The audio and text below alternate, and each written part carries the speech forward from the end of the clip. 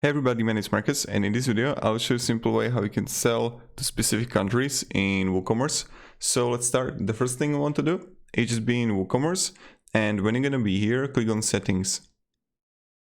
Let's just wait until it's going to load, and then you wanna scroll down below and you're gonna see general options, and then you're gonna see shipping locations and ship to all countries you sell to, and okay, go back, ship to specific countries only.